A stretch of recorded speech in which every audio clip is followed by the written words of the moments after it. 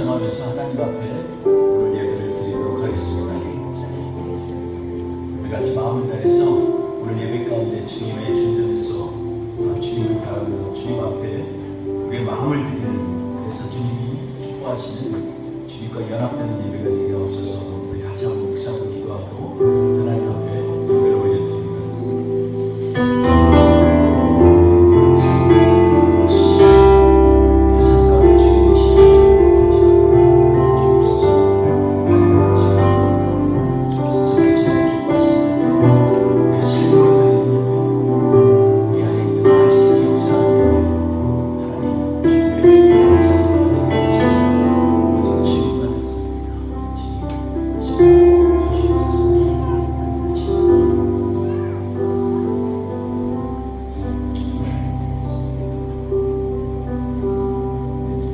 일어나셔서 서로 축복하면서 오늘 이 시간에도 우리 입술을 통해, 우리의 눈빛을 통해 하나님의 은혜가 넘치는 주의 통로가 되길 원합니다. 우리 서로 축복하며 하나님 앞에 찬양합니다.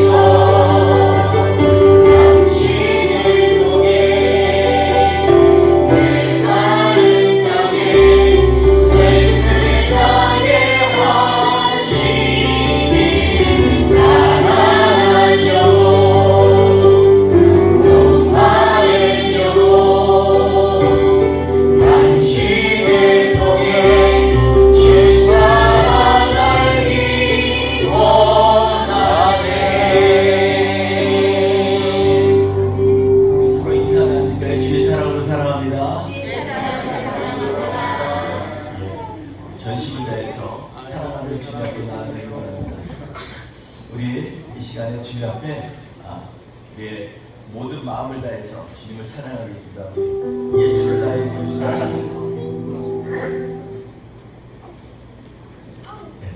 우리 힘차게 찬양하면서 주님 앞에 나아갑니다.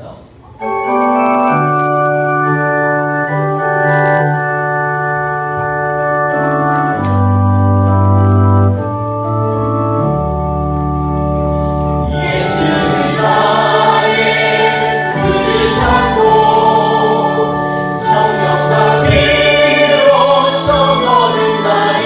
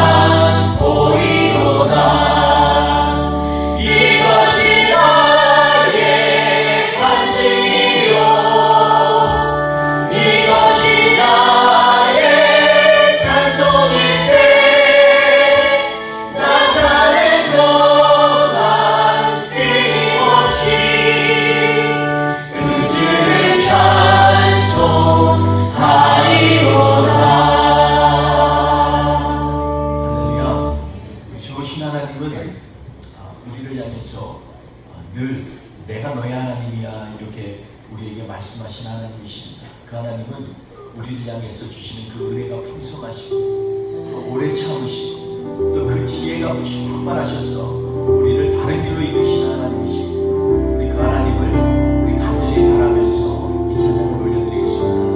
함께 주님 고백하며 나가겠습니다. 주의 얼굴 나 보기 원해 주의 길 나 보기 원해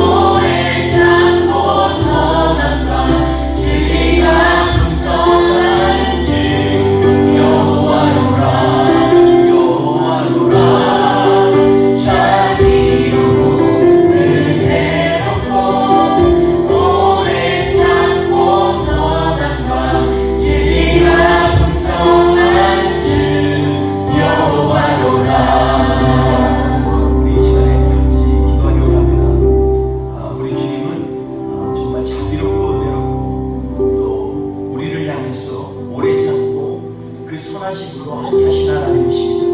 우리 그 하나님 생각하면서 지난 한 주 동안도 그 선하심으로 우리의 죄악들을 덮어주시고 이번 한 주도 주님의 은혜로 살 수 있도록 힘을 주신 하나님 감사합니다. 그 하나님을 우리가 믿음으로 선포하며 같이 지난 한 주를 회개하고 한주를 결단하는 마음으로 주님 앞에 기도하겠습니다. 할렐루야. 하나님 아버지 감사합니다. 하나님 아버지 우리가 정말로 주님을 보기를 원합니다. 주님의 보좌 앞에 나아가기를 원합니다.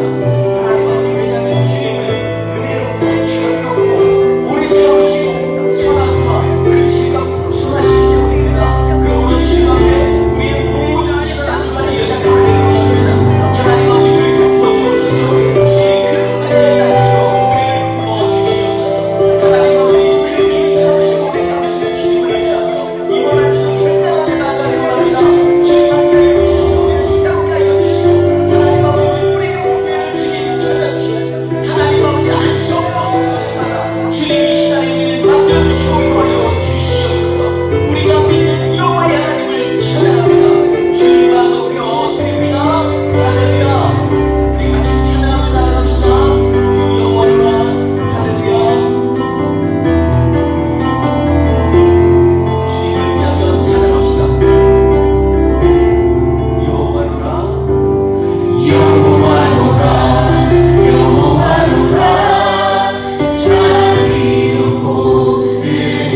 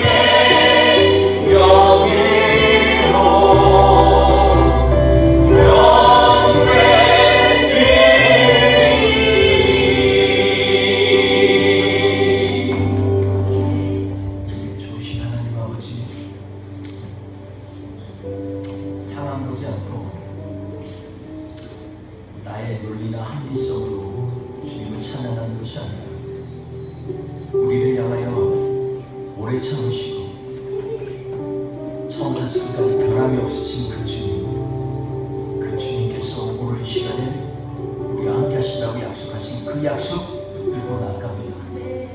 지금 오늘 예배를 받아주시고 예배 가운데 주님을 주라고 선포하며 믿음으로 고백하고 간절히 하나님을 사모하는 하나님의 백성들에게 주님 찾아오셔서 만나주시고 위로하시고 우리로 함께하여 주시옵소서. 오늘 이 시간 순서순서를 주님께 의탁합니다. 주님 함께 하실 줄 믿사오고 예수님의 이름으로 기도하옵나이다. 아멘. 우리 사도신경으로 신앙 고백하시겠습니다.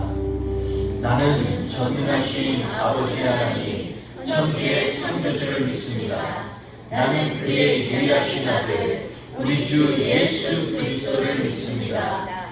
그는 성령으로 잉태되어 동정녀 마리아에게서 나시고 본디오 빌라도에게 고난을 받아 십자가에 못 박혀 죽으시고 장사된 지 사흘 만에 죽은 자 가운데서 다시 살아나셨으며 하늘에 오르시어 전능하신 아버지 하나님 우편에 앉아 계시다가 거기로부터 살아있는 자와 죽은 자를 심판하러 오십니다. 나는 성령을 믿으며 거룩한 공교회와 성도의 교제와 죄를 용서받는 것과 몸의 부활과 영생을 믿습니다. 아멘. 우리 다 같이 찬송가 24장 하나님 앞에 올려드리겠습니다.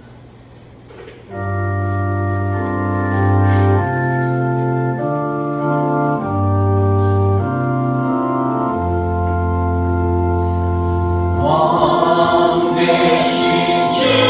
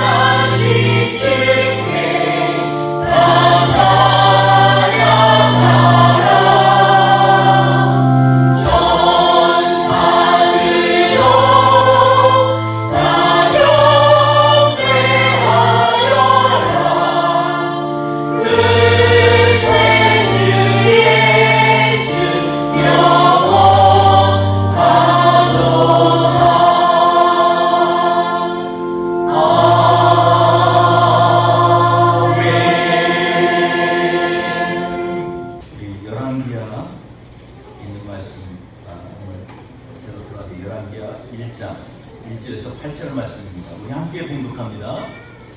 아합이 죽은 후에 모압이 이스라엘을 배반하였더라. 아하시아가 사마리아에 있는 그의 다락 난간에서 떨어져 병들매 사자를 보내며 그들에게 이르되 가서 에글론의 신 바알세불에게 이 병이 낫겠나 물어보라 하니라.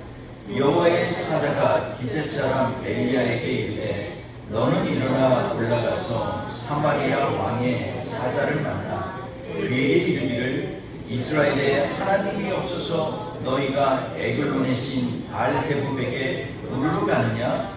그러므로 여호와의 말씀이 내가 올라간 침상에서 내려오지 못할지라. 내가 반드시 죽으리라 하셨다 하라. 엘리야가 이에 가니라. 사자들이 왕에게 돌아오니 왕이 그들에게 이르되 너희는 어찌하여 돌아왔느냐 하니 그들이 말하되 한 사람이 올라와서 우리를 만나 이르되 너희는 너희를 보낸 왕에게로 돌아가서 그에게 고하기를 여호와의 말씀이 이스라엘에 하나님이 없어서 내가 에글론의 신 바알세불에게 물으려고 보내느냐? 그러므로 내가 올라간 침상에서 내려오지 못할지라 내가 반드시 죽으리라 하셨다라 하더이다. 왕이 그들에게 이르되 올라와서 너희를 만나 이 말을 너희에게 한 그 사람은 어떤 사람이더냐? 그들이 그에게 대답하되 그는 털이 많은 사람인데 허리에 가죽띠를 띄었더이다 하니 왕이 이르되 그는 디셉 사람 엘리야로다. 아멘.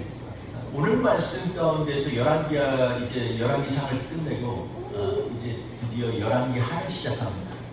근데 원래 이 신약 이 성경이 쓰여질 때 이것이 원래는 나눠지지 않습니다. 이것을 나눈 것은 70년이라고 하는 셉투아진타가 쓰여졌는데 그게 BC 한 200년에서 250년 사이에 250년에서 200년 사이에 BC 알렉산드리아에서 쓰여졌다고 해요. 그리고 그것이 널리 전파되어져서 많은 사람들에게 보급이 되고 그리고 그것이 이렇게 됐는데 고대 알렉산드리아는 지금 이집트에 있지만 그 당시에는 굉장히 번화한 도시뿐만이 아니라 신학의 중심지였습니다. 알렉산드리아. 그래서 그곳에서 많은 신학자들이 고민하면서 이것을 열왕기라고 하는 책을 상하를 나누었죠. 근데 상하로 나누었는데 왜 해필이면 그 구분점에 있는 왕이 아하시아였을까요? 저는 이 책을 읽으면서 그런 궁금함이 생겼습니다. 열왕기상 마지막 두 절도 아하시아에 대해서 기록되어 있고요. 오늘 본문 말씀도 아하시아가 중심에 있는 것처럼 기록되어져 있습니다. 근데 이 구분점을 아하시아로 했습니다. 아합이라고 하면 가장 악한 왕이니까 그 왕에 대해서 이 경계하는 마음으로 우리에게 구분점을 삼았다고 생각할 텐데 그게 아니라 그의 아들 아하시아. 그는 이스라엘의 8대 왕이었는데요. 그럼에도 불구하고 그는 2년밖에 살지 못했습니다. 왕이 되고. 그래서 2년 동안 산 내용들이 이제 기록되면서 오늘 전반부가 나옵니다. 그가 오늘 본문 말씀에 보니까 그가 처음에 이 아합이 죽은 후에 모압이 반란한지라 이렇게 얘기합니다. 아합이 죽은 후에 모압이 반란했습니다. 그리고 나서 그가 난간에 갑자기 생깁니다. 여러분 이 난간이라고 하는 건 우리로 지금 말하면 뭐 베란다, 발코니 뭐 이런 데 근데 참 높은 데잖아요. 거기서 굉장히 고민을 했을 것 같아요. 이거 어떻게 하지? 모압이 반란을 했어요. 왜냐하면 이 열왕기 왕 4장 3절에 보면요, 이 모압이 이 오므리 왕조 때 이 아합의 아버지 때부터 조공을 바치기 시작했어요. 그래서 이 모든 그 조공이 얼마나 많았냐면 염소들 10만 마리의 염소털을 바쳤다고 했어요. 10만 마리를 죽여야 염소털이 10만 잔이 나오잖아요. 그러니까 어마어마한 숫자인 거죠. 그렇게 바치는 조공을 했어요. 매년마다 이런 대단한 거죠. 근데 이것을 갖다가 좀 더 밑바닥을 잘 보면 왜 이 1절에 모압이 배반한지라로부터 오늘 말씀의 열왕기하 1장 1절이 시작했는지에 대한 그러한 말씀의 방향이 보이기 시작합니다. 그러기 전에 우리가 이 말씀을 이해하기 위해서 지난주에 있는 말씀에 대해서 같이 한번 점검해 봤으면 좋겠습니다. 지난주 우리가 말씀 나눌 때 우리의 치명적 오류 때문에 우리의 삶이 잘못될 수 있단 말이에요. 그렇기 때문에 어떻게 하면 우리가 치명적인 오류에서 벗어날 것인가에 대해서 말씀을 나눴습니다. 여러분, 오류라는 말과 미스테이크는 전혀 다른 말이에요. 오류라는 말이 에러입니다. 완전히. 그러니까 에러. 이게 뭐냐면요, 컴퓨터에 에러가 나면 어떻게 돼요? 이거 그냥 다시 시작한다고 되는 게 아니에요. 재부팅을 해요. 이거 뭔가 바이러스가 침투됐지 뭐가 문제가 있는 거예요. 그래서 이런 치명적인 오류에서부터 벗어난다는 것은요, 그냥 사소한 실수라고 보면 안 됩니다. 모든 실수 중에서도 가장 취약한 실수를 오늘 얘기를 하는 거예요. 아시아에게 있어서 우리 이 말씀을 나누기 전에 아합에게 가장 큰 실수는 뭐였어요? 지난주에 말씀 나눴는데 29절에 어디로 올라간 거예요? 길리앗 라모스로 올라간 것이 가장 큰 인생의 실수였다라는 것입니다. 오늘 그런 관점에서 이게 연결이 되기 때문에 말씀 나누는데 치명적 오류의 원인들에 대해서 지난주에 말씀 나눴죠. 이 대세를 따르는 사람들이 이 치명적 오류에 쉽게 걸리게 된다라는 것입니다. 왜냐하면 대세를 따르다 보면 진짜 하나님의 뜻을 놓칠 때가 있기 때문에 그렇습니다. 많은 숫자, 그리고 이 논리적인 명분, 그리고 합리적인 상황, 이런 것들이요, 우리의 삶을 갖다가 하나님으로부터 멀어지게 합니다. 이 신학자들이 아합을 특징질 때 이 세 가지를 얘기를 합니다. 그는 숫자에 밟고 굉장히 이 논리적인 것을 선호하고, 그리고 합리성이 있다라는 것입니다. 여러분, 이게 합리성이라는 게 뭐예요? 합리라는 말은요, 두 가지 뜻이 합쳐져서 적절하고 가장 좋은 대안을 만드는 게 합리성이에요. 여러분, 근데 이게 참 사회생활에는 중요해요. 왜냐하면 내 뜻만 나는 게 아니라 상대방의 뜻도 이해해서 절충해서 가장 좋은 제안을 내기 때문에. 그러나 신앙에 있어서 합리성이라는 거죠, 큰 함정입니다. 하나님의 뜻과 세상의 것을 잘 융합해서 적절한 걸 제안하는 것, 이것처럼 위험한 신앙은 없습니다. 우리의 삶 가운데에도 마치 이러한 합리적인 신앙을 가진 것이 마치 최첨단의 세련된 신앙생활을 하는 것처럼 보일 때가 있어요. 그렇지 않습니다. 한국이 지금 신앙적으로 이렇게 식어지고 자꾸 위태한 이 현상들이 일어나는 이유가 왜 그래요? 자꾸 합리적이고 논리적으로 하나님의 말씀을 해석하고 설명하다 보니까 자꾸 말씀이 왜곡되어져 가는 거예요. 그래서 오늘 본문 말씀에 제가 주제가 바로 왜곡된 역사인식과 삐뚤어진 신앙에 대해서 말씀을 나누고자 하는 것입니다. 이게 두 개가 깊이 연관이 있다는 것을 저는 오늘 말씀 가운데서 같이 우리가 설명을 드리고자 합니다. 두 번째로 왜 치명적인 오류에 빠졌느냐? 아합과 여호사밧이 치명적인 오류에 빠진 것은 거짓 선지자의 미혹 때문이다라는 것입니다. 우리가 잘 알고 있는 시드기야가 뿔을 가지고서 우리 하나님이 앞에서 뿔을 만든 거예요. 지금 쇠 뿔을 쫙 만든. 그래가지고 우리 하나님이 이렇게 촛불을 쳐드린다. 올라가소서 취하소서 하나님이 이기게 하십니다. 너무나 강력한 메시지로 사람들을 현혹합니다. 근데요, 이것을 선지자가 얘기했다고 생각해서 그냥 덥석 물어버립니다. 여러분, 그래서 이러한 치명적인 오류를 빠져서 길리앗 라모스로 가는 그러한 일들이 일어나는 겁니다. 또 한 가지를 굳이 찾다면 심리적으로 여호사밧이요, 아합에게 설득이 된 겁니다. 지난주에 아합이 얘기하잖아요. 이 미가야가 와서 당신 취하소서 당신 이깁니다 그랬더니 뭐라 그래요? 그냥 진짜 좀 얘기해봐. 아니면은 그래? 빨리 모면하고 그럼 다 된 거네. 다 통일됐으니 가자. 이러면 되잖아요. 근데 교묘하게도 아합은요, 지금 사마리아 대문 앞에서 수도 앞에, 우리로 말하면 어디예요? 여기 저 독립 게이트 워싱턴이 뾰족한 강장 어마어마한 데 있잖아요. 거기에 보자 딱 두 개 하고 여호사밧 앉히고 자기 앉히고서 얘기하는 거예요. 지금 수많은 선지자 400여 명이 둘러싸여 있죠. 그 뒤에 군중들이 가득 차 있습니다. 근데 큰 소리로 외칩니다. 내가 몇 번이나 하나님의 뜻을 얘기하라고 하지 않느냐. 이 말이요, 엄청나게 다가옵니다. 이야, 사람들이 생각할 때 어떻게 생각해? 정말 하나님의 뜻을 강구하는 사람이구나. 여러분, TV에 보세요. 저는 정치 별로 관심 없지만 안타까운 부분이 있어요. 앞에서 하나님의 뜻 정책 이러는 것 같아요. 한편에서 막 그냥 하나님의 뜻 무시하는 것 같아요. 근데 둘 다 사실은 좀 쇼맨십이 가득하잖아요. 하나님 앞에 제가 어느 쇼 클립을 보니까 이 대통령 후보 중에 한 분이 그냥 예배를 드리러 갔는데 헌금을 내는 시간에 싹 보더니 헌금을 꺼내가지고 여기서 세는 거예요. 근데 세는 게 어마어마한 헌금도 아니에요. 20불짜리 뭐 몇십불짜리 이거 2개 낼까 3개 어마어마한 그 정도 대선 나올 사람은 어마어마한 부자잖아요. 그리고 하나님을 정말 경외하는 사람은 미리 좀 준비해가지고 봉투로 딱 해가지고 이렇게 드려야 되는 거 아닐까? 저는 그냥 그런 생각이에요. 여러분, 저는 어느 단어도 이게 쇼맨십 같은 거. 근데 지금 하나님은 우리에게 경고하고 계십니다. 아하군요, 지금 하나님을 엄청 위하는 것처럼 얘기를 합니다. 사람들이요, 거기에 그냥 설득되어지는 거예요. 이야, 이게 그렇구나. 요사와도 그 다음에 뭐라고 한다는 얘기가 하나도 없어요. 그리고 어떻게 해요? 29절에 보니까 드디어 길리앗 라모스로 그들이 올라가더라. 이렇게 얘기하는 것입니다. 여러분, 이렇게 여러 가지 문제들이 있습니다. 치명적인 오류들이 우리 안에 여기저기 숨어 있어요.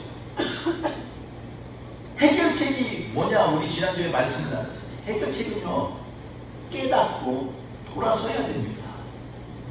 여러분, 깨닫고 돌아서야 돼요. 하나님의 뜻에 헷갈리잖아요. 그럼 언제까지 헷갈리지 않을 때까지 말씀에 깊이 파묻히고 기도하는 수밖에 없어요. 성령님이 좀 알려달라고 하는 수밖에 없어요. 왜냐면 예수님이 그러셨거든요. 내가 가면 보혜사 성령이 너에게 오는데 너희가 무슨 말을 할지 어디로 갈지 그가 알려주시리라. 하나님이 약속하셨잖아요. 그러니까 어떻게 해야 돼요? 헷갈리면 기도해야 돼요. 그리고 말씀 가운데 좀 깊이 파묻혀야 돼요. 그래야 다른 치명적인 오류를 피할 수가 있어요. 두 번째는 지난주에 말씀한 것처럼 좁은 길을 가야 됩니다. 여러분, 좁은 길을 간다는 것은요, 다른 말로 하면은 첫 번째는 돌아서야 되잖아요. 그 다음에는 좁은 길을 가는 건요, 스스로 깨달아서 실질적으로 그 길을 걸어가는 게 좁은 길을 가는 거예요. 좁은 길을 가는 건 머리로 생각하는 게 아닙니다. 좁은 길은요, 발과 손끝으로 가는 거예요. 스푼을 손으로 헤치고 발로 걸어가야 되는 거예요. 여러분, 이게 우리는 성경에서 계속해서 예수님이 강조하시기 좀 좁은 길을 가라. 근데 우리는 그걸 뭐래요? 좁은 길로 가라. 그 길은 험하고 험작하니 주님이 말씀하셨죠. 아, 고난의 길이구나. 여러분, 맞는 부분도 있지만 전혀 100% 맞는 게 아니에요. 좁은 길은 고난의 길을 얘기하는 게 아닙니다. 세상의 대세를 따르는 것, 합리적인 선택을 하는 것, 이런 것들이 다 뭐예요? 대로예요. 큰 길인 것입니다. 내 능력 의지하는 것, 이게 바로 하나님 앞에서는 이 좁은 길이 아니에요. 내 능력으로 내가 안 되는데 누가 뭐라고 해요? 근데 이것은요, 하나님을 믿는 사람들이 행하는 그런 길이 아니에요. 거짓에 설득되는 것. 여러분, 거짓에 설득되는 거. 우리 이 말씀 나누면서 거짓 선지자를 상가랑 마태복음 7장에 있는 말씀을 지난주에 같이 나눴어요. 그때 뭐라고 했냐면, 양의 옷을 입은 늑대, 양의 옷을 입은 것에 속이지 말라는 거예요. 그 안에는 속인 이 험악한 이리가 있다, 이렇게 얘기합니다. 여러분, 우리가요, 생각해보세요. 양의 옷을 입었다고 해서 늑대를 몰라봐요? 이리를 몰라봐요? 아니요. 알아요. 아는데 그냥 묵인하는 거예요. 여러분, 이건요, 그냥 쉬운 일이에요. 아니면 아니라 그래야지. 겉모습이 양처럼 보이는데 늑대가 아무리 겉옷을 씌웠다고 그게 달라지나요? 아니요. 우리가 보면은 척하면 아는 거예요. 벌써 걷는 폼이 다르고요, 냄새가 다르고요, 음성이 다른 거예요. 근데 우리는 그냥 속아 넘어가 주는 거예요. 그게 편하니까. 남들이 한테 뭐라고 주장을 하고 막 하나님 앞에 예배 드리는 거, 그거 그래, 우리가 예배 시간에 가면 되지 얘기하면 그냥 묵긴 하는 거예요, 그냥. 근데 그게 아니에요. 원래 예배 드릴 땐 그렇게 하면 안 돼요. 우리나라가 옛날 대한민국이 어떻게 해서 한 가지 기적을 이뤘습니까? 사람들은 겉으로 뭐 우리가 열심히 하고, 여러분, 우리 모든 폼이 뒤에 있는 것들을 봐야 돼요. 국민교육헌장 여러분, 박정희 대통령이 했다고 생각하죠. 그거 쓴 사람은요, 철저한 기독교입니다. 우리는 민족 중흥의 역사적 사명을 띠고 이 땅에 태어났다. 역사적 사명을 가지고 이 땅에 태어났다. 여러분, 그냥 태어난 게 아니라는 것입니다. 반드시 그 뒤에는 누가 있어요? 전능하신 하나님이 있다는 거예요. 여러분, 그게 우리나라의 기적을 일으킨 것이고, 우리 얼마나 옛날에 어른들이 기도할 때 정말 그냥 기도하지 않았습니까? 금식하는 게 얼마나 고통스러워요. 저는 금식 일주일 하게 되면 정말 미치겠어요. 3일은 그냥 버티겠네. 일주일 하면 미치겠어요. 근데요, 옛날 선배 목사님들이나 선배 신앙인들 반복식 금식, 40일 금식, 뭐 어쩌다 한 명이 아니에요. 수두룩해요. 주변에 뭐 40일 금식, 죽으면 죽으리라 하고 기도하는 거예요. 그럼 이런 간절함이 없이 어떻게 하나님을 만나요? 하나님을 바라라. 하나님을 간절히 사모하라. 그리하면 너희가 만나리라. 하나님도 안 만나보고 왜 교회 다녀? 미쳤지. 그 시간에 세상 나가면 되잖아요. 하나님을 경험해 봐야지. 성령 체험해야죠. 막 그냥 열광적인 성도들만 성령 체험하는 거예요? 아니요. 하나님 우리 앞에 사랑하는 사람에게 너희는 성령을 사모하라 그랬어요. 그가 오실 걸 기대하고 예배하라 그랬어요. 근데 왜 성령님을 의지하지 않아요? 그 우리의 자아성이에요. 그래서 결론적으로 지난주에 얘기해요. 그래서 결론적으로 그는 치명적인 오류에 빠질 수밖에 없어요. 이런 것들을 감당하지 못하니까 결국은 길리앗 라모스로 올라가니라. 참 안타깝죠. 여러분, 저는 지난주 이 말씀을 생각하면서 왜 길리앗 라모스로 올라가는 게 이게 문제인가에 대해서도 같이 말씀을 나눴었습니다. 여러분, 길리앗 라모스는요, 그 당시에 도피소는 6개고 예배드리는 이 반차에 따르는 23개의 성들이 있었어요. 여러분, 저는 굉장히 퀘스천이 있었어요. 도피소는 요단강 동쪽의 3개, 서쪽의 3개 이렇게 있었어요. 그리고요, 이 성들을 보면요, 그들은요, 여기에 요단 동편 서쪽에 있는 것들은요, 이스라엘 전역에 신명기 19장 3장에 보면 이스라엘 전역에서 최소한 48km 이내에 들어가게 돼 있어요. 지금의 키로로 따지면 48km. 근데 이것도 하나님은 아셔요. 여러분, 우리 왜 이렇게 도피성에 가는 것에 대해서 하나님 그렇게 애타게 하셨어요. 근데 가만히 생각해 보세요. 도피성이 6개예요. 예배 드릴 때 원래 24단차에 따라서 제사장들이 돌아가면서 예배를 드리고 있어요. 제사장으로 서와요. 그런데 23개 성이 있어요. 레위인들이 가서 다스리고 하는 성. 그리고 48km 있어요. 여러분 생각해 보세요. 주일이 몇 번째 날이 주일이에요? 7번째 날. 안식일도 7번째 날이 이 안식일이에요. 근데 도피성은 6개예요. 그리고 23개의 레위 지파들이 살고 있는데 원래 24반차예요. 그러니까 뭔가 하나가 빠졌어요. 근데 오늘 말씀에도 이 신명기 19장에 보면 거기에 뭐냐면 어디서든지 이스라엘 전역에서 어디서든지 48km 이내에 있어요. 여러분, 회년에 대해서 생각해보세요. 7번째 안식년 다음 해가 회년이에요. 50번째 되는 48년째 있고 7번째 77에 사시고 7번째 안식일에 안식일이 되는 날이 49년째예요. 그리고 50년은 회년이에요. 뭔가 이상하지 않아요? 절묘하게 이게 맞지 않아요? 48km 이내 모두가 다 오게 돼 있어요. 게다가 여기에 보면은 로마 사람들은요, 모든 길이 로마로 향하게 돼 있어요. 로마로 향하게 돼 있어요. 근데 신명기서에 보면 도피성으로 가는 길을 반드시 닦으라고 얘기했어요. 3구역으로 나눠서 반드시 그들이 도피성으로 가는데 어려움 없게 길을 닦으라고 그랬어요. 여러분, 이것을 보면요, 도피성은 그냥 단순한 도피성이 아니에요. 하나 빠진 도피성 같죠. 이거는 진짜 어떤 도피성을 얘기하냐면 바로 우리의 피난처 되시는 예수님에 대해서 고대하는 마음으로 지금 알려주시는 거예요. 예수님을 기다리라는 거예요. 참된 휘냐는 예수님이 와야 된다는 거예요. 참된 예배는 24반차에 따라서 하나님 앞에 24장로가 주님 앞에 예배드리고 하는 것들은 어디에서 마지막에 결정이 되냐면 예수님이라는 참 도피성이 올 때에, 우리한테 올 때에 그게 된다는 거예요. 지금 길리앗 라모스는 어떤 도피성이에요? 에덴 동정의 가축과에 속한 지역에 있는 도피성이긴 한데 이곳은 어떤 도피성이에요? 빼앗긴 도피성이에요. 그럼 우리는 죄의 싹슨 사망이에요. 죄에 철저하게 우리는 녹아 들어가지고서 우리의 힘으로 빠져나올 수가 없는 거예요. 마치 빼앗긴 도피성처럼. 그런데 여기는 언제 회복되냐면 주님이 예비하신 때, 주님이 원하시는 때, 주님께서 오케이 할 때 이 도피성이 우리한테 회복되는 거예요.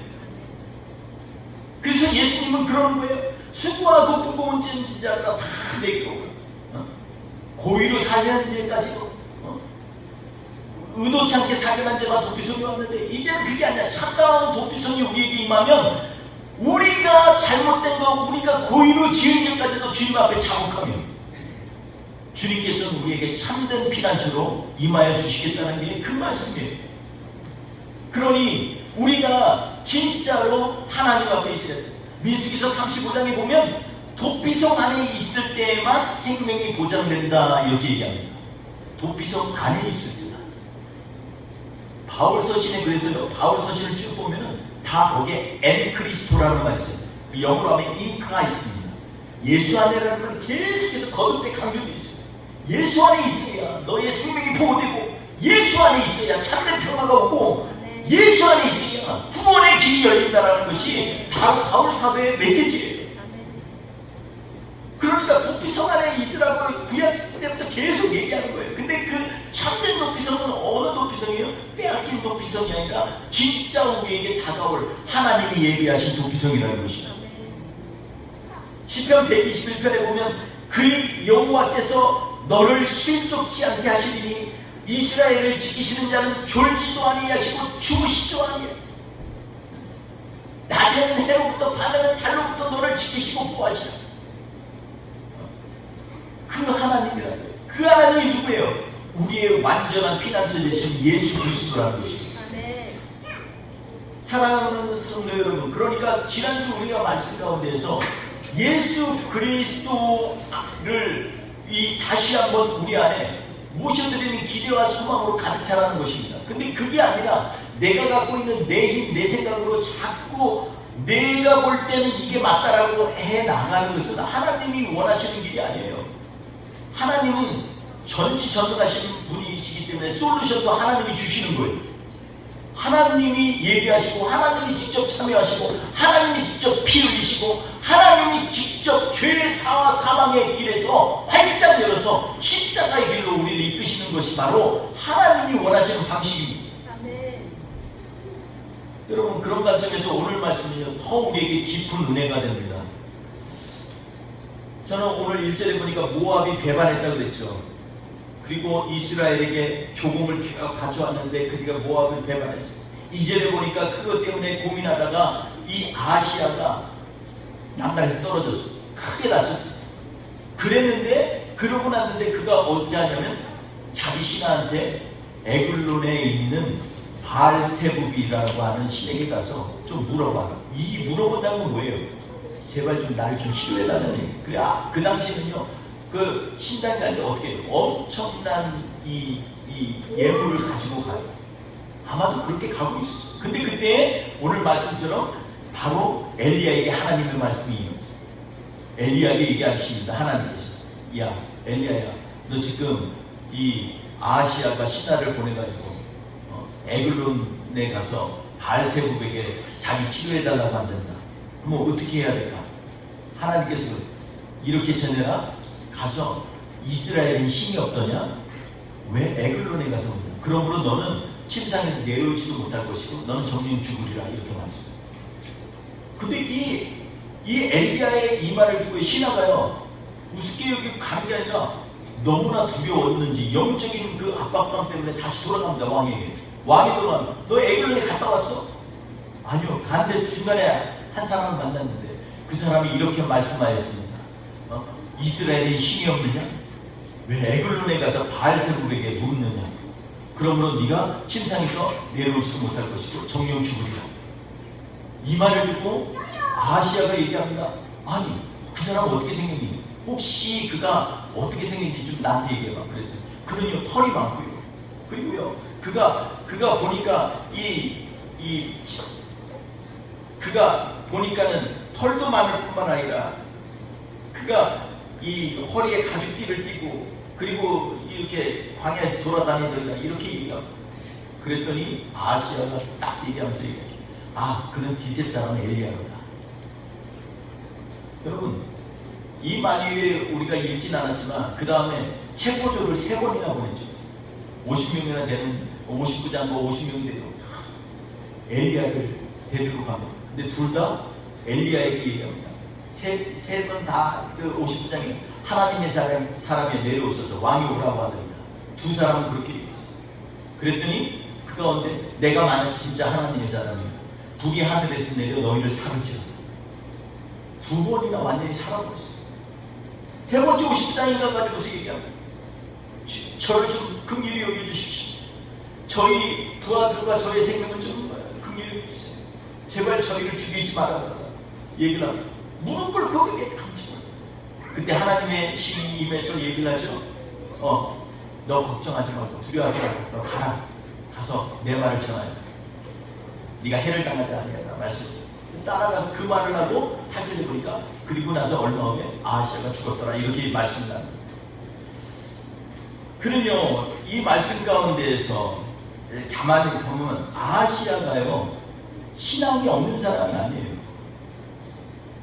하나님에 대해서 알았어요. 근데 왜 바알세불에게 가서 고쳐달라고 했을까요? 저는 오늘 주제처럼 왜곡된 역사 인식 그리고 삐뚤어진 신앙과는 깊은 관계가 있다는 걸 좀 말씀을 나누려고 합니다. 여러분 좀 무거운 주제 같죠. 역사인식이라는 게 왜곡되지 않은 다른 역사인식이라는 게 뭘까요? 역사를 정확히 보는 그런 눈이 있고 이해력이 있는 것이 바로 왜곡되지 않은 역사인식이죠. 지금 3번이나 59장들 보면은요 첫째, 둘째는요 하나님의 사람이요 해놓고도 그에게 하나님의 사람의 말씀을 두려워하는 게 아니라 왕의 말을 더 두려워해서 왕이 불렀으니까 내가 당신 데리고 가겠다는 거예요. 그들이 잘못은 무엇일까요?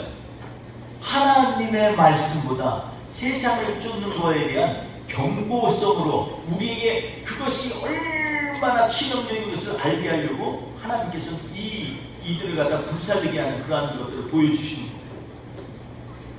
하나님의 말씀에 대해서는 우리가 마치 3번째 50장처럼 무릎을 꿇고 간절하게 주여 저는 죄인입니다. 저를 좀 살려주십시오.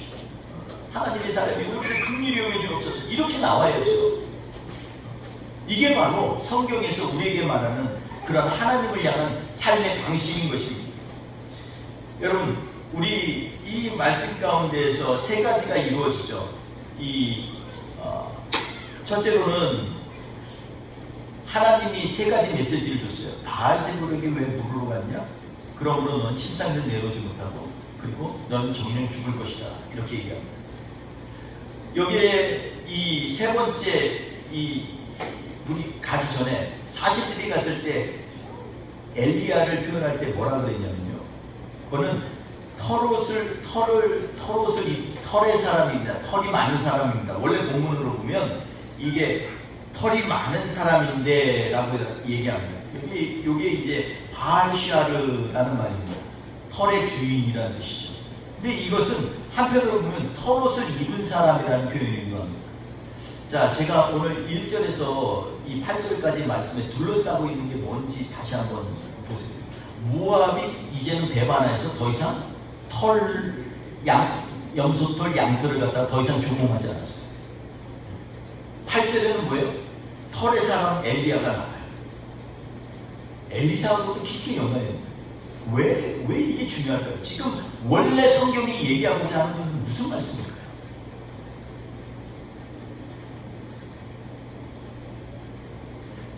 아하시아는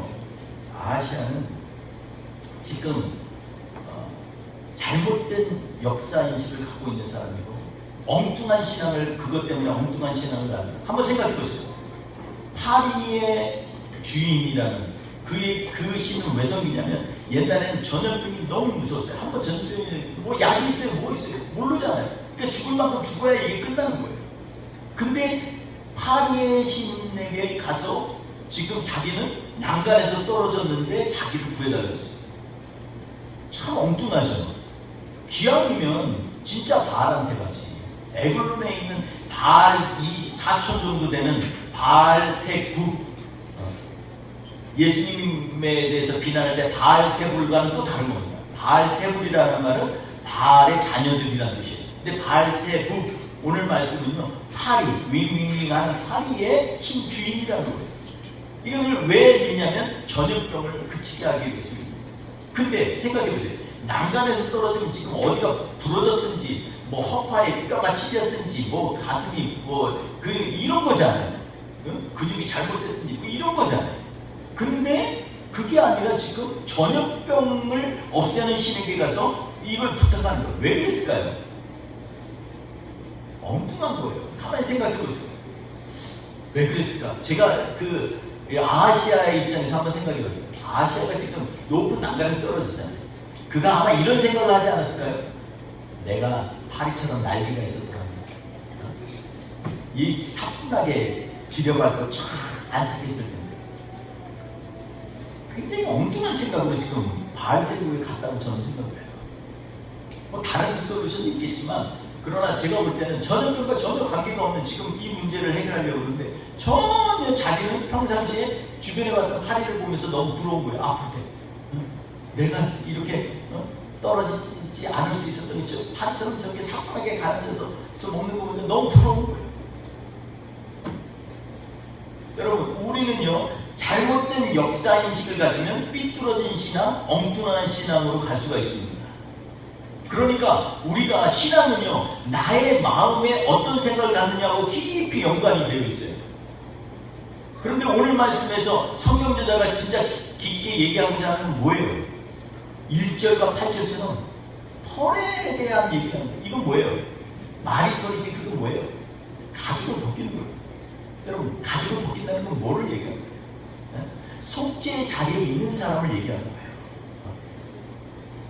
지금 1절에서 모압이 배반함으로 인해서 간접적으로 지금 이 아시아에게 뭐를 얘기하면, 너는 지금 속죄에 대해서 우습게 생각하는 사람이야. 이걸 지금 다른 식으로 얘기하는 거예요. 8절에 또 털의 사람, 털가죽을 입은 사람, 겉옷 외투를 입은 사람. 근데 그 사람을 만났는데 그 사람 지금 경고를 하는 거예요. 너 죽을 것이다. 이게 뭡니까? 속죄의 자리에 있지 않은 아시아를 향한 경고이기도 하지만 우리의 삶 가운데에서도 하나님 앞에서 나는 과연 올바른 신앙의 자리에 서 있는가, 이것을 지금 얘기하고 있는 것입니다. 우리는 엘리야를 보면 여기 불로 임한, 오늘 본문 말씀 이후에 있는 말씀이지만 불로 임한 것을 보면 엘리야는 인생에 있어서 세 번이나 불과 깊은 관계가 있는 사역들을 했어요. 우리가 잘 알고 있는 것처럼 갈멜산에서 제단에 이 제사 번제물을 들여놓고서 불을 붙이지 않고 하늘로부터 불이 오는 자가 참 하나입니다, 이런 이 내기를 걸고 있을 때 하나님께서 엘리야의 제단에 불을 임하게 하신 사건이에요. 그리고 오늘 바로 하나님보다 세상의 것을 속하고 세상의 것을 합리적인 것들을 따르는 사람들에게 경고를 하면서 불이 그들에게 임해서 태워버렸어요. 그리고 우리가 잘 아는 것처럼 마지막에 요단강 쪽에서 그가 하늘로 올라갈 때 불말과 불병거가요 엘리사와 엘리야 사이를 갈라놓았어요. 그리고 불병거를 타고 하늘로 올라갔어요. 어떻게 보면 엘리야는 철저하게 불의 사람입니다. 그런데요, 성경에 보면 불의 사람으로 끝나지 않습니다. 불이 임하고 강한 지진이라고 호렙산에서 온 어마어마한 그러한 이 돌이 물러가고 막 그냥 이런 가운데에도 하나님이 계시지 아니하였다 얘기합니다. 엘리야는 거기에서 세밀한 음성을 듣는 사람입니다. 그 가운데 세밀한 음성 가운데 하나님의 말씀에 다시 한번 되새겼습니다. 그리고 그는요, 항상 보면은 엘리야의 사역 가운데 항상 누가 따라다니냐면 하나님의 사자가 따라다닙니다. 하나님의 사자가 말씀하시니 엘리야가 순종하는 장면이 나옵니다. 그러니까 다시 말해서 엘리야에게 하나님께서 불은 하나의 형식이에요. 불로도 할 수가 있고 물로도 할 수가 있어요. 우리 인생에 있어서 불의 사역도 할 수 있고 물의 사역도 할 수 있고 바람의 사역도 할 수 있어요. 우리 가운데서 교회에서 예배 드릴 때 목사로서 하나님을 높일 수도 있고, 성도로서 하나님을 높일 수도 있고, 단지자로도 하나님을 높일 수가 있고, 기도로도 하나님을 높일 수가 있어요. 그건 다 중요한 게 아니에요.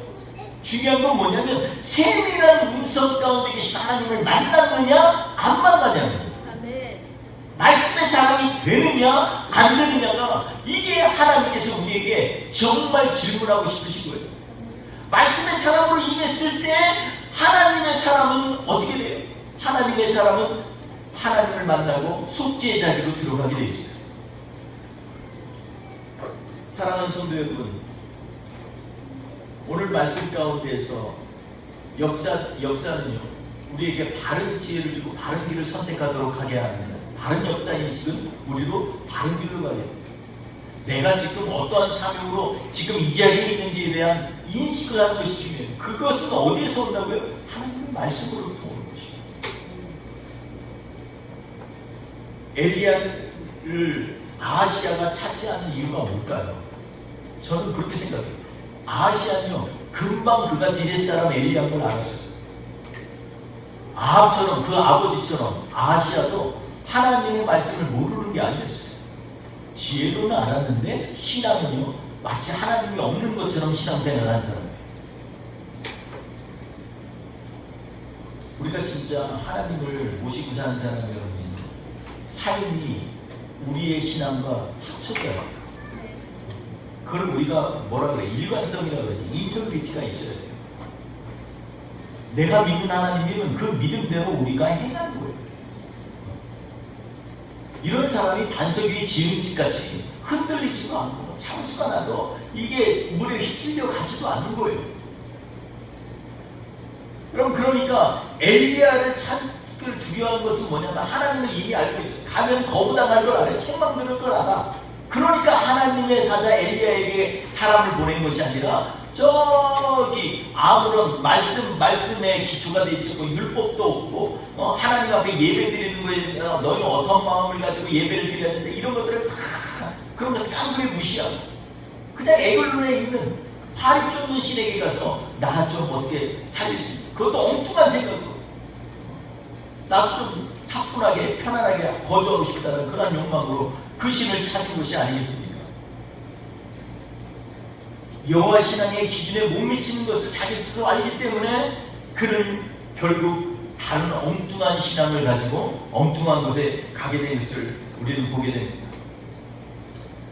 여러분, 엘리야처럼 또 세 번째 50부장처럼 진짜 무엇이 일어나고 진짜 어디에 힘이 있는지, 진짜 누가 세상을 주관하시는지에 대한 바른 역사인식을 가진 사람은 바른 하나님의 신앙을 가질 수가 있다는 걸 오늘 성경은 말씀하고 있습니다. 사랑하는 성도 여러분, 우리가 엘리야처럼 다시 한번 하나님의 말씀과 뜻에 순종하며 세미한 음성에 귀를 기울이는 저가 우리가 되기를 원합니다. 판단은 자신의 기준으로 하는 것이지만 분별은요, 하나님의 뜻에 집중할 때 생기는 하나님의 지혜입니다. 판단하지 말라고 했지만 판단하는 것들은 다 온갖 자기가 갖고 있는 논리성, 합리성, 그리고 자기의 지혜 가지고 하는 거지만, 분별은요, 하나님의 뜻에 나를 모든 걸 맡기고 주님의 말씀 가운데서 하나님이 주시는 그런 영감에 가득 찬 그런 지혜가 바로 분별력이에요. 여러분, 분별의 사람이 되기를 바랍니다. 그래서 하나님과 오늘 하루도 우리가 하나님, 나는 정말로 엘리야처럼 속죄의 자리에 가고 싶어요. 저도 양털을 입고 가게 해주세요. 그리고 털의 사람이 되게 해주세요. 하나님 앞에서 속죄의 자리에 쓸 수 있는 그런 믿음이 있기를 바랍니다. 주님께서 우리가 말씀하십니다. 누구든지 나를 따라오려고 자기를 부인하고 자기 십자가를 지고 나를 쫓을 것입니다. 여러분, 자기 십자가를 지는 게 뭐예요? 그게 어떤 말이에요? 그게 고난의 길을 얘기하는 게 아니에요. 속죄의 자리에 가는 거예요.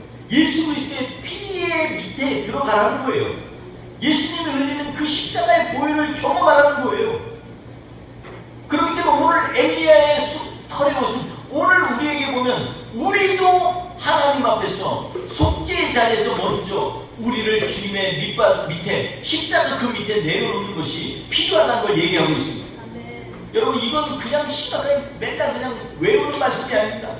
주님이 누구든지, 어린애도 좋고 노인도 좋고 젊은 사람도 좋아요, 예수님을 따라가려거든 나를 부인하고 자기 십자가를 지고 쫓을 것입니다. 오늘 이 엘리야의 영성과 엘리야의 마음이 우리한테 임하여서 바른 삶의 주체가 누구이신지 다시 한번 점검하면서 올바른 신앙으로 헤쳐나가는 저와 우리 되시기를 주의 이름으로 축원드리겠습니다. 기도합시다. 우리 같이 기도할 때, 하나님, 아시아는 그의 이름처럼 하나님의 속해 있다라고 하는 그 이름은 아시아였지만 그는 머리에 있는 지혜만 하나님을 알 뿐 그의 삶은 전혀 하나님의 속해 있지도 않고 하나님의 뜻대로 가지도 않은 사람입니다. 하나님, 오늘 이 말씀이 우리에게 주시는 메시지를 우리에게 깨닫게 하시기 위하여 열왕기하 1장 1절의 시작이 바로 모압이 배반했다, 더 이상 양털은 없다, 그리고 엘리야를 표현하면서 그는 털의 사람이다, 온몸에 털이 많다, 이렇게 얘기합니다. 하나님, 어린 양 대신 예수 그리스도가 우리를 위하여서 마치 양이 도살장에 끌려가서 온 털을 있는 가죽을 벗겨내고 죽임을 당하는 것처럼 우리 주님은 우리의 인생을 위하여 십자가에 달려 죽으셨습니다. 우리가 먼저 주님 속죄의 자리를 찾게 하여 주시옵소서.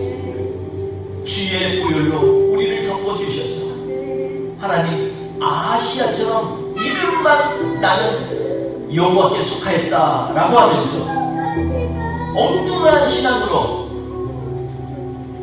파리의 주인에게 고쳐달라고 하는 어리석음을 범하지 않도록 하여 주시옵소서. 하나님, 우리의 믿음의 중심에는 오직 예수 그리스도가 계시고 그분이 우리를 통치하시는 하나님 나라에 거하는 우리 믿음의 백성 되게 하여 주시고, 이번 한 주도 그러한 믿음으로 나아가게 하여 주옵소서. 우리 같이 한번 묵상으로 기도합니다. 하나님, 하나님 감사합니다. 주님, 그렇습니다. 하나님 아버지, 우리 안에 너무나 많은 신들을 갖고 있습니다. 하나님, 명예의 신, 물질의 신, 나의 자랑의 신, 교만의 신, 정말로 많은 것들이 우리를 감싸고 있습니다. 주님 아버지, 그렇지만 오늘 우리에게 반드시 해야 될 그것이 바로 속죄의 자리고 예수 그리스도의 보혈에 그 뚝뚝 떨어지는 피 안에 있음을 이